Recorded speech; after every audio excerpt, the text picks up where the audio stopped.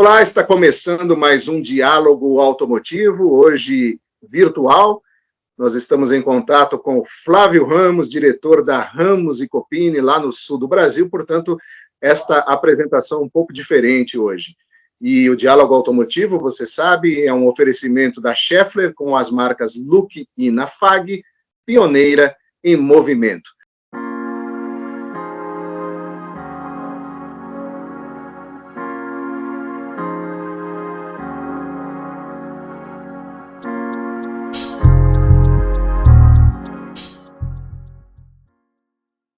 Flávio, tudo bem com você? Prazer em recebê-lo aqui no Diálogo Automotivo.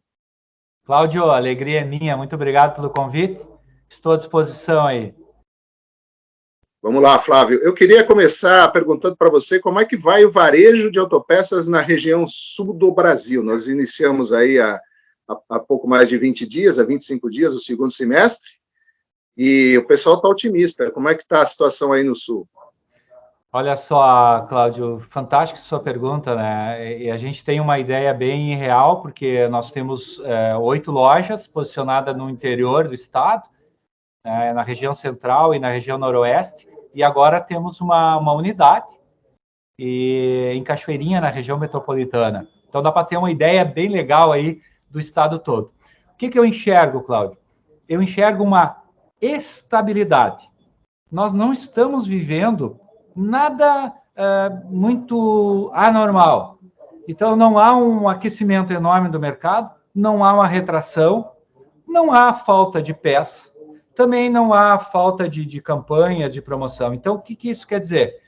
Que o desempenho que eu tenho na minha empresa, no meu negócio, depende, nesse momento, está dependendo exclusivamente, somente das ações que eu faço, da intensidade que eu coloco nos meus negócios, na minha atividade, enfim, na ambição e na vontade que eu tenho de fazer acontecer. Então, o mercado está estável, tá? O crescimento que a gente está tendo nos últimos 6 meses, se nós começarmos aí, contando só esse ano de 2022, ele vem acompanhando o crescimento, o aumento das peças, o aumento da inflação, e como são 8, agora 9 pontos de vendas, obviamente tem uns que se sobressaem e outros que ficam um pouco estagnados. O normal aí de todos os negócios, quem tem filiais ou quem tem mais que uma loja, enxerga isso. Flávio, eu não posso deixar de perguntar para você a respeito do abastecimento de autopeças, porque é uma questão que vem se arrastando aí há mais de 2 anos já, desde praticamente o início da pandemia. Era previsível que haveria falta de peças por uma série de fatores, mas o que surpreende um pouco é a gente acompanhar o varejista semana a semana se queixando da falta de determinados componentes. Na região sul, e você tem uma abrangência muito grande, como você acabou de explicar, como vai o abastecimento das peças para os seus estoques? Cláudio, olha só, e se nós olharmos na visão do varejista, do lojista, ele é, dentro da cadeia, o que tem mais facilidade para superar as pontuais faltas que eu enxergo no mercado. Eu não consigo enxergar isso um problema hoje. Quem, Cláudio, porventura estiver usando como bengala a falta de peça para não estar performando, para não estar crescendo, para não estar fazendo acontecer, tá? Tem que revisar esse processo. Porque hoje o lojista ele tem uma flexibilidade muito grande. O distribuidor tem uma dificuldade um pouco maior, por quê? Ele fideliza numa fábrica, ele trabalha com tal marca de rolamento, por exemplo. Trabalha com o grupo-chefe. Se porventura algum rolamento dá um problema de produção, problema de importação, problema de situação, ele tem dificuldade de se abastecer, porque ele não vai lá no concorrente comprar de uma hora para outra. Então, sim, os distribuidores nacionais e regionais, nós também se posicionamos como um dos ecossistemas da Ramos e Copini é a distribuição também, a gente sente isso, mas no varejo não. Porque se não tem marca Y, eu pego a X. E se não tem a X, eu pego a A, eu pego a B. Mas eu não fico sem. Então, o lojista, ele não tem problema de falta de peça, porque ele tem a flexibilidade de se adaptar. E na pandemia, nós fizemos essa adaptação. Então, eu não sofri problema de falta de peça, porque eu fui me adaptando. Eu não tinha preguiça de cadastrar um item novo, uma marca nova, de buscar uma alternativa. E aí, Cláudio, muitas indústrias pegaram isso como uma grande oportunidade. Teve indústrias que se aproximaram de mim naquele momento lá, porque eu necessitei e ele tinha, que hoje eu estou fiel dele, que hoje eu tenho o produto dele. É verdade, isso que você está dizendo, a gente ouviu muito indústrias que se aproveitaram dessa situação para ganhar mercado e, de fato, conquistaram essa fatia do mercado, não foi uma situação passageira, né, Flávio? Para a gente encerrar esta primeira abordagem aí do seu dia a dia, você falou na primeira resposta a respeito da inflação, falou de passagem, mas como está, se é que ainda está, a escalada de preços dos seus fornecedores e depois a sua necessidade de repassar isso para o cliente? Perfeito. Tirando os pontuais, por exemplo, óleos, derivados e tal, que tiveram um acréscimo bem acima da média da inflação, por questões óbvias que todo mundo sabe aí, o restante tem tido uma certa estabilidade. A concorrência, a oferta, a procura, a demanda, ela ajeita muita coisa, Cláudio, porque daí todos os fornecedores estão precisando repassar os seus custos, obviamente, nós também fizemos. Como é que nós fizemos aqui na empresa? O repasse é automático com a chegada do produto. Chegou um produto novo, os preços são atualizados automaticamente. Eu não seguro nada aqui. Eu não posso, eu não posso me permitir isso.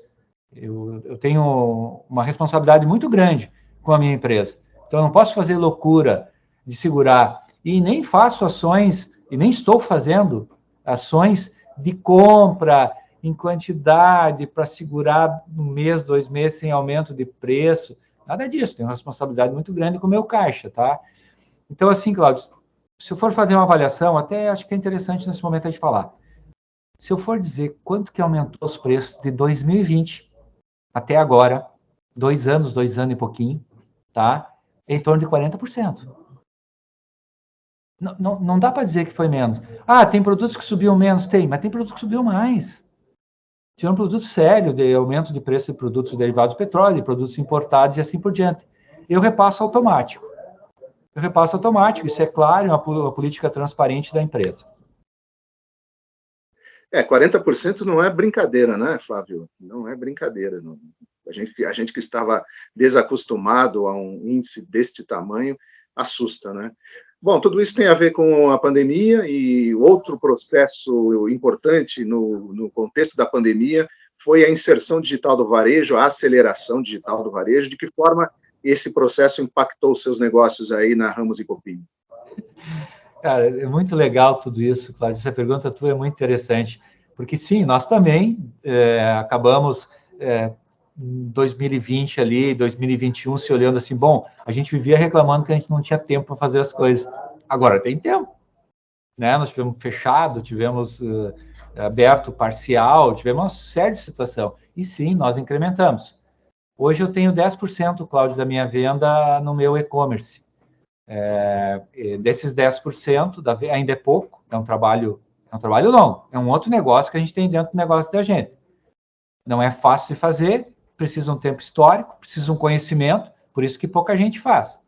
E não é fácil de fazer, não. Precisa uma responsabilidade, um conhecimento, e dá um trabalho enorme, tá? Desde a classificação dos produtos, a cadastramento, que é super importante. Desses aí, Cláudio, só 30% da minha venda é no meu e-commerce, no meu site. 70% são nas plataformas. E dos 70% é no Mercado Livre. Quer dizer, o marketplace está muito importante ainda, né? Flávio, a gente tem tratado muito disso aqui no Diálogo Automotivo e também no Novo Varejo, a questão da multicanalidade, não é? Naturalmente, o primeiro passo para o varejo é entrar no e-commerce, seja com um site próprio, ou seja por meio do marketplace, você citou aí o Mercado Livre, que de fato é o mais importante, mas os consultores da área digital, com quem a gente vem conversando aí constantemente, eles têm insistido na tese de que o varejo do futuro, que eles chamam de novo varejo, por coincidência, ele vai exigir uma multicanalidade. ou seja, além do marketplace, do e-commerce, venda por WhatsApp, venda por live commerce, que é um outro processo, e um dos consultores com quem a gente conversou, ele citou até 11 canais, seriam 11 alternativas para que o varejista vendesse, 11 alternativas diferentes, e aí entra mídias sociais, ou seja, é uma teia de canais, plataformas para vender, que tem um outro lado, você sai da multicanalidade e vai para o mono, porque você precisa gerenciar tudo isso numa ferramenta só. Você enxerga essa diversidade como um futuro para a sua empresa, ou seja, cada vez mais canais de vendas e a necessidade de gerenciar esse processo muito complexo?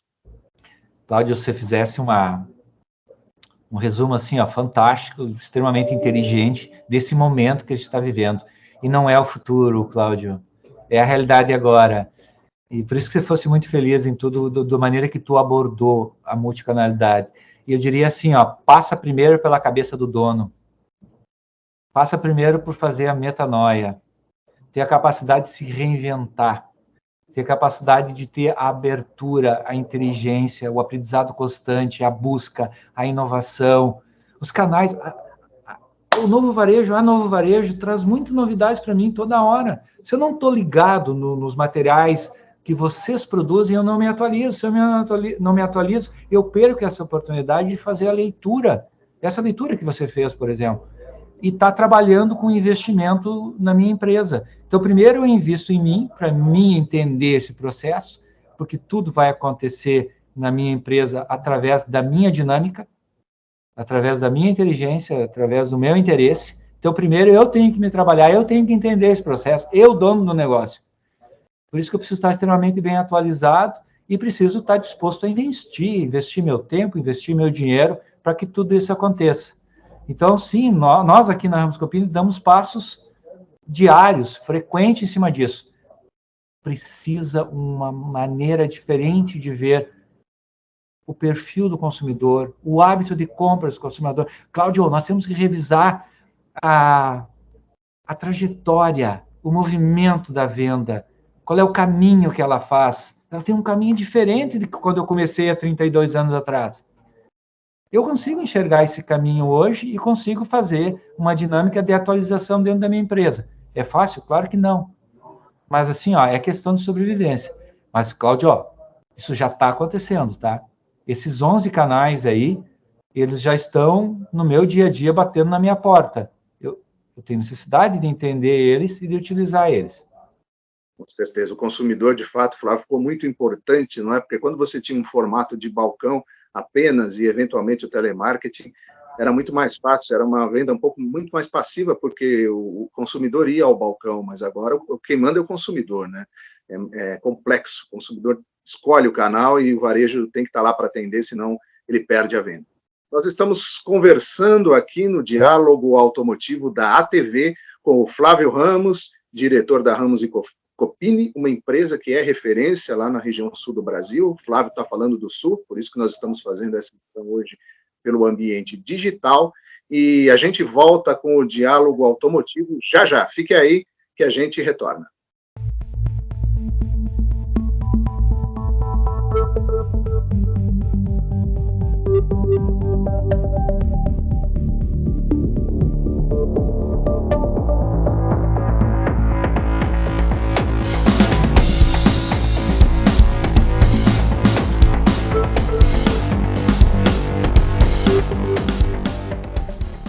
Estamos de volta aqui no Diálogo Automotivo, hoje com Flávio Ramos, diretor da Ramos e Copini, falando lá da região sul do Brasil. E eu disse na passagem do bloco que o Flávio era um empresário de referência, e agora vocês vão ver, além de tudo que ele já falou, todo o conhecimento que ele mostrou, mas nós vamos falar um pouquinho nesse segundo bloco do processo de expansão da Ramos e Copini, que é uma empresa que vem crescendo muito, e recentemente inaugurou um centro de distribuição na cidade de Cachoeirinha, lá no Rio Grande do Sul. Flávio, eu queria que você contasse um pouquinho para o pessoal que está nos assistindo, qual é a estratégia por trás desse movimento. Olha só, eu falo isso com uma alegria enorme, cara, porque foi um passo extremamente importante que a gente deu agora, mas esse passo ele só foi possível se fazer porque a gente fez muita coisa internamente antes, muito dever de casa. A gente fez desde uma consolidação da sociedade da empresa, uma reestruturação dela, uma definição novamente da sua visão, da sua missão e dos seus valores. E eu tenho, Cláudio, como dono da empresa, como líder, autonomia agora para fazer isso. E aí foi possível fazer. Então a gente saiu de uma cidade de 30 mil habitantes a 430 quilômetros da região metropolitana de Porto Alegre, que é onde tem a maior concentração de pessoas. Aqui eu tenho 4 milhões e meio de pessoas em roda de mim. Lá eu tinha no máximo 100 mil em roda. Mas assim, ó, não tem problema você fazer essas mudanças se você está preparado para isso, se você fez o dever de casa antes. Então agora sim, agora eu estou mais bem posicionado dentro do Rio Grande do Sul, tá? Assim, ó, trabalhando, Cláudio, com uma alegria que você não faz ideia, cara. E eu vou te dizer a maior alegria minha, cara. Vou confessar agora algo que eu não falei ainda, Cláudio. A maior alegria minha, cara, foi trazer os principais líderes juntos. As lideranças da empresa largaram lá a sua cidade, largaram lá a estrutura que tinham, vieram junto comigo, trouxeram as suas famílias para cá e estão aqui felizes também, realizando o projeto de vida deles junto comigo, né?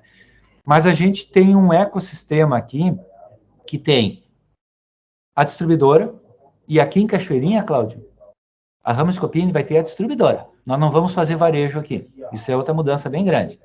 Mas nós temos lá no interior 8 pontos de varejo com distribuição junto, 6 são próprios e 2 já são franqueadas. Então tem bastante coisa para vir aí, tem bastante novidade para vir aí, mas tem algumas coisas que a gente precisa construir primeiro.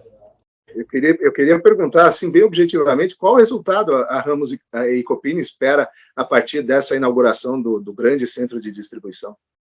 Primeiro é ter uma relevância, ter uma participação, relevância a gente não tinha, ter uma participação no mercado aqui da Grande Porto Alegre, no mercado da região metropolitana, né? Que tem toda essa... Bom, 40% da população do estado está concentrada aqui, né? Então, tudo acontece a partir daqui. Estamos mais próximos dos fornecedores, tá? Bom, a gente está a 15 minutos do aeroporto, cara. A gente está a 10 minutos de Porto Alegre. A gente tem uma cidade de 500 mil habitantes no lado, outra com 220 aqui no outro lado. Então, aqui é onde tudo acontece. E a Ramos e Copini, para crescer e para desenvolver, ela precisava estar aqui. Então, a gente trouxe a matriz para cá, o centro de distribuição e o centro administrativo. Eu vim morar, já estou há 60 dias morando aqui, larguei tudo que tinha. Ela morava 26 anos em Frederico Westphalen. Mas a gente precisa ter coragem para fazer essas mudanças. E nós tínhamos, e tinha muita vontade também de crescer e desenvolver. É verdade, com todo o sucesso que você já faz há tantos anos no varejo, é um ato de bastante coragem mesmo, bastante ousadia, sair da zona de conforto e buscar uma iniciativa tão impactante como essa, né? O sul do Brasil é uma região em que as empresas de distribuição locais têm uma força muito grande, né? A gente vê muito isso no sul, no nordeste, enfim, além, é claro, da presença das grandes distribuidoras nacionais. Você agora entra aí como mais um player e, por ser uma empresa raiz, certamente tudo indica que vai receber o prestígio do varejo local, que sempre prestigia, como eu disse no início da pergunta, essas empresas locais. Quais impactos você acredita que essa atividade de distribuição da Ramos e Copini vai ter na cadeia de reposição de distribuição tradicional da região metropolitana de Porto Alegre e, eventualmente, de todo o sul do Brasil? Cláudio, fantástica mais uma vez sua pergunta aqui. A gente vai do propósito, né, da gente, o propósito da empresa, né? Cara, a gente já fez tanta coisa nesses 32 anos. A gente já contribui imensamente para a organização, para a inovação, para o desenvolvimento do mercado. A gente formou muitas pessoas. Uma das coisas que eu mais me orgulho é formar pessoas. Bom, primeiro é contratar. O que dá mais alegria é contratar pessoas e depois é desenvolver essas pessoas, né? Então, a gente vem com muita Humildade. Primeiro valor da Ramos de Copini, dessa nova Ramos de Copini, é assim, Cláudio, é humildade para aprender. Então a gente vem com muita humildade, mas vem fazer um trabalho muito sério, muito comprometido. E participando da cadeia, quando você falou cadeia, cara, aqui me brilhou os olhos, porque sim, nós fizemos parte da cadeia. Então, com muita parceria com as fábricas, com os distribuidores nacionais, tá? Com todos os meios que a gente conseguir, a gente quer sim contribuir imensamente para o desenvolvimento. Não só, Cláudio, dos varejistas, porque eu conheço muito bem os varejistas, eu conheço muito bem o varejo, porque eu faço parte dele, eu sou varejista, tá? Mas eu também tenho posicionamento de distribuidor, então eu posso contribuir imensamente com essa cadeia na qualidade, na prestação de um serviço de agregar valor, não simplesmente comprar e vender, participar mais efetivamente. E eu quero fazer uma ressalva aqui, Cláudio, porque se nós esquecer disso, cara, nós vamos estar errando. Nós nunca podemos esquecer que tem uma pessoa, um profissional nesse meio da cadeia aí, cara, que para mim tem a maior importância que todos, que é o mecânico. O mecânico é o que faz acontecer, é o formador de opinião, é aquele que diz assim, compra lá na Ramos de Copini, eu não compro. Compra lá no Cláudio, eu não compro. Né? Compra tal marca. Compra da INA ou não compra. É ele que forma. Então, me encanta muito também o fato de estar próximo desse profissional e ajudar ele no desenvolvimento. Eu queria só ampliar um pouquinho o contexto dessa questão, Flávio. A gente tem visto nos últimos anos alguns varejistas crescendo a ponto de se tornarem distribuidores. Aqui na capital paulista existem casos, não só na capital, mas também no interior, e isso parece configurar uma tendência. Claro que não vale para todo mundo, ela se restringe aos grandes varejistas mesmo, mas, de qualquer forma, o grande varejista acaba dando um passo além na cadeia, né? Vamos manter aqui o termo cadeia. Você atribui essa conjuntura, esse movimento exatamente aqui? É um crescimento natural ou parte mesmo da ousadia? De que forma você avalia esse movimento? Projeto de vida e a disposição de cada líder, de cada empreendedor. Começa por aí. Se eu tenho uma ambição alta, eu quero crescer, eu quero participar maior, eu quero primeiro ser, né, fazer, para depois o ter, mas eu tenho como objetivo o crescimento e desenvolvimento, isso faz parte do meu projeto de vida, é natural sim, é natural. Claro que o varejista hoje, e vamos voltar lá na pergunta anterior, da multicanalidade, ele tem outras possibilidades, Cláudio. Ele pode crescer de várias formas. Né? O e-commerce é uma possibilidade, até na educação, no desenvolvimento. Nós estamos criando modelos de negócio diferentes também, que daqui a um dia vai estar no mercado, tá? Mas pensa bem, o cara desenvolve e ele começa a comprar mais de fábrica, como um varejista forte.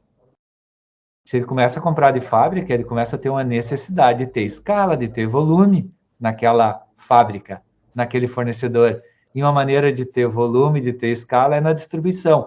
E nós aqui no sul do país, nós temos sim, Cláudio, distribuidores regionais, que é onde eles estão situados e fazem trabalho com uma qualidade tão excelente, inclusive aqui no Rio Grande do Sul, nós temos a ASDAP, Associação dos Distribuidores Regionais, que trabalha um foco muito grande no desenvolvimento, e tem sim lugares no Nordeste, onde os regionais têm uma relevância muito maior que os nacionais, na distribuição, inclusive, né? Mas eu considero que é assim, Cláudio. É pessoa, é projeto de vida, é empreendedor, é o líder, é uma pessoa que faz a diferença, é o sonho da pessoa, é o projeto de vida de uma pessoa que faz acontecer. E depois os caminhos, ele vem. E agora nós vamos se adaptar à nova realidade, a esse novo mundo, essa nova forma de fazer negócio, mas se eu tiver se eu me trabalhar para ter uma exatidão, né, para estar cada vez mais qualificado, vai vir a forma, o meio, o caminho. O setor automotivo, Flávio, como um todo, passa por um momento de forte disrupção que tende a se acelerar nos próximos anos. A gente está vendo a ponta do iceberg, com eletrificação da frota, com mudança na visão do consumidor ou da sociedade a respeito de mobilidade. A gente tem visto crescer a modalidade de carros por assinatura, as pessoas já estão usando os automóveis compartilhados. Isso acaba mudando um pouco o fluxo de manutenção, porque um carro por assinatura já tem no contrato o caminho a trilhar para que a manutenção desse veículo seja feita.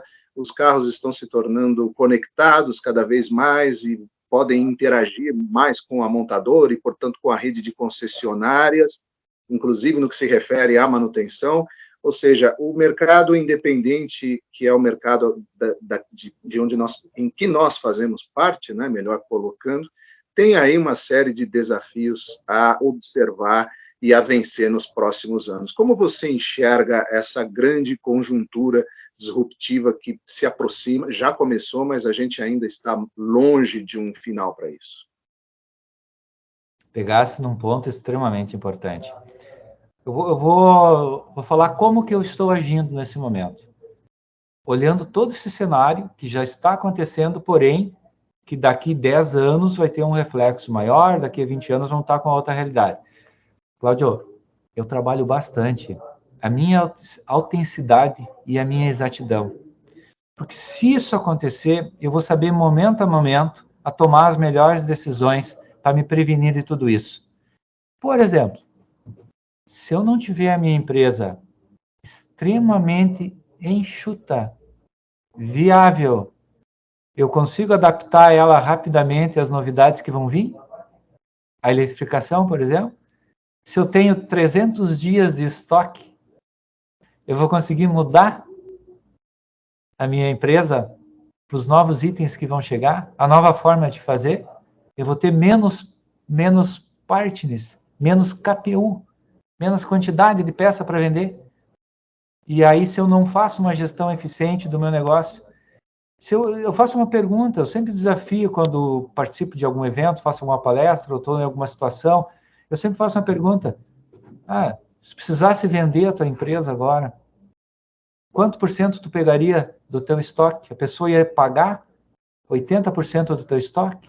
60% ou 100% dele? Porque 20, 30, 40 ou até 50, tu vai vender nunca ou daqui 5 anos, 10 anos. Então, eu tenho que constantemente me desenvolver, trabalhar para mim ir trazendo uma gestão eficiente na minha empresa, para que quando as mudanças forem acontecendo, eu tiver condição para fazer as mudanças com a velocidade necessária e com a inteligência necessária. Muito bem. Flávio, eu gostaria muito de agradecer a sua presença aqui no Diálogo Automotivo, a sua gentileza, você sempre nos atende com muita disponibilidade, sempre participa com esse altíssimo astral que você participou aqui dessa edição, e muito obrigado, boa sorte nesse seu novo empreendimento, e eu espero que a gente volte a conversar outras vezes aqui no Diálogo Automotivo. Cláudio, alegria minha. Um abraço para o Lucas aí também, que frequentemente me coloca aí no meio dos debates, e eu fico muito feliz com isso. Uma alegria sempre, cara, estar do lado de vocês aí, que dão uma contribuição enorme para o desenvolvimento do nosso mercado, me traz sempre uma satisfação enorme e uma alegria. Conte sempre comigo, cara. Sucesso a todos aí, um forte abraço. Muito obrigado. Eu queria aproveitar e convidar o Flávio e também você que está nos assistindo para acompanhar no próximo dia 28 de julho, a partir das 19h30, a primeira edição da premiação Maiores e Melhores em Distribuição de Autopeças Regional. O Flávio vai ter a oportunidade de saber o que o varejista está pensando das empresas que abastecem o sul do Brasil, apenas as empresas locais, e você também está convidado. Quanto ao nosso diálogo automotivo, se você gostou, deixe seu like, comente aí embaixo na caixa de comentários, ative o sininho, se inscreva no canal para saber das próximas atrações aqui da ATV, porque aqui tem novidade todos os dias. E o diálogo automotivo volta na próxima segunda-feira. Muito obrigado por estar com a gente e até lá.